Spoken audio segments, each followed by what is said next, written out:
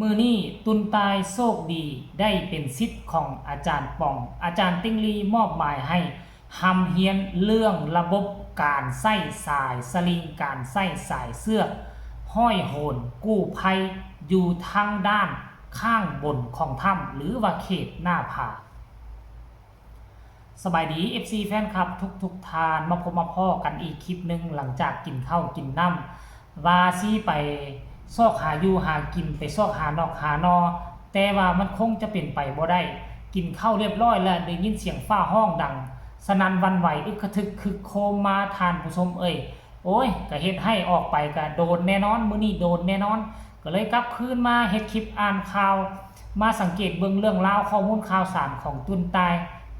ที่กำลังปฏิบัติ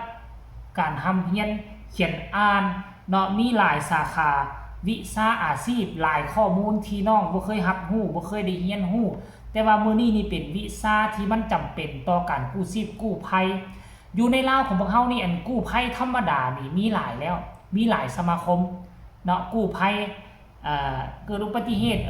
ตามท้องถนนงูเข้าเฮือนอีหยังต่างๆมีคนบาดเจ็บนี่มีละสมาคมกู้ภัยแบบนี้มีหลายเนาะไฟไหม้ช่วยกันไปหมดฟืนหมดไฟหลายแต่ว่ากู้ภัยเนาะทางด้านการผจญภัยนี่นะกู้ภัยทางด้านการแอดเวนเจอร์เขาเนาะทางปีนผาทางมุดถ้ำห้อยโหนสลิงอยู่ในลาวเฮาบ่มีกู้ภัยประเภทนี้เพราะฉะนั้นมันเป็นโอกาสดีที่สุดที่ตุนได้รับโอกาสนี้การที่มาร่วมได้เข้าร่วมเนาะภารกิจเขาว่าการแพทย์ฉุกเฉินทั่วประเทศไทยนี่นะครั้งที่8อยู่ที่หาดใหญ่นี่มันเป็นข้อมูลข่าวสารที่มหาศาลหาสิ่งอื่นใดเปรียบเทียบบ่ได้แล้วปีหนึ่งจะจัดขึ้นเพียงเทื่อเดียวเท่านั้นและโอกาสที่ตุนตายจะได้มาร่วมกันน่าจะมีครั้งนี้ครั้งเดียวหลังจากนั้นน้องก็น่าจะเดินทางกลับบ้านมาประกอบสาขาวิชาอาชีพแล้วก็มาจัดตั้งเป็นกู้ภัยทางฝั่งลาวคันท่าคาดบ่ผิดนะแล้ววันนี้นี่การที่มาร่วมนี่มันเป็นเลิกงามยามดีที่จะได้มาเฮียนปฏิบัติตัวจริงนะมีการตั้งแท่งตั้งนั่งห้านขึ้นไปนะเอาเล็กต่อกันเป็นนั่งห้านสูงเลยสูงประมาณซ้ำตุกติตึก2 สั้น3 สั้นพนแหละแล้วให้อาสาสมัครกู้ภัยสายห้อยโหนสลิงสายปีนผู้ปีนเขาปีนผาทางรูปเขาว่าทั้งด้านหลังเขานะภาษาไทยนะขึ้นไป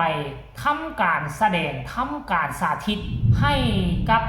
คนที่มาร่วมงานได้เบิ่งกันสดๆและที่สำคัญที่สุดอาจารย์ป่องมายืนขนาบข้าง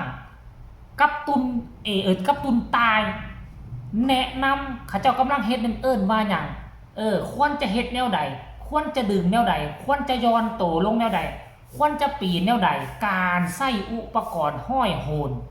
ปีนเข่าปีนผู้ปีนผาตาเบิงข้าเจ้ากำลังเฮ็ดโตจริงหูฟังอาจารย์ป่องเป็นผู้อธิบาย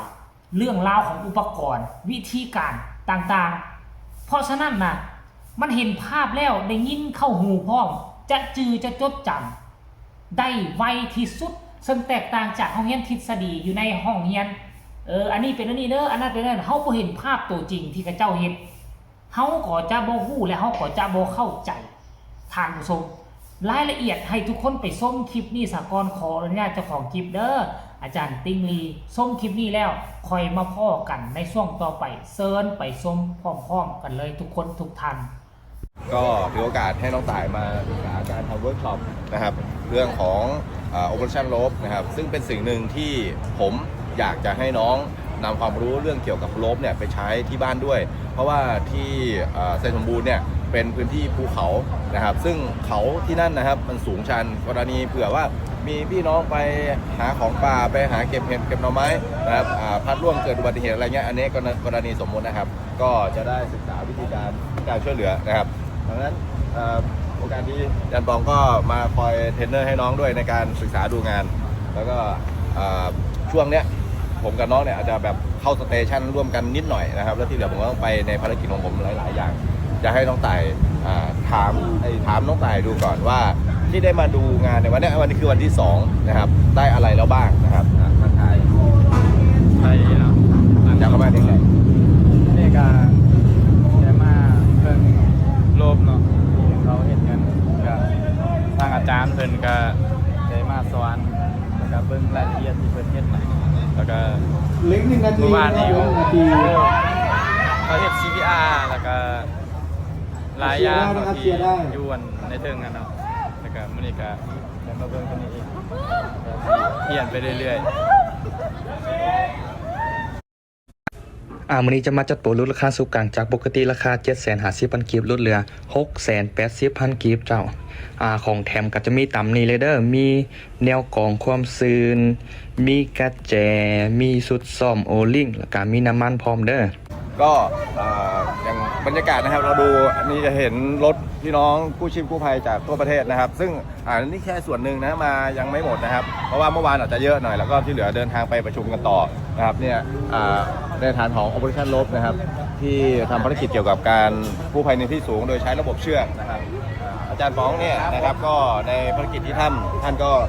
ได้รับภารกิจที่ตอนที่ผมเป็นคอมมานด์โพสต์นะครับส่งมอบภารกิจให้อาจารย์ป๋องขึ้นไปสำรวจของถ้ำเพื่อโรยตัวลงมานะครับ เป็นจังไดทุกคน โอ้โห อาจารย์ติ๊งลีนี่นอกจากตนเองจะสอนแล้ว เพราะว่าเว้าตับซื้อว่ากู้ภัยแต่ละคนกู้ภัยแต่ละสาย มีความสามารถวิชาเฉพาะที่แตกต่างกัน เพราะฉะนั้นอาจารย์ติ๊งลีนี่ตนเองมีข้อมูลซ้ำใดก็สอนให้ตุนตายไปซ้ำนั่นและยังบ่พอยังแนะนำมอบหมายให้กับเขาเอิ้นว่าผู้ที่ฮู้จักด้านกู้ภัยนั่นด้านวิชาสาขาด้านนั้นมอบหมายแนะนำให้ตุนตายได้ฮู้จักและก็ขอให้กับเจ้า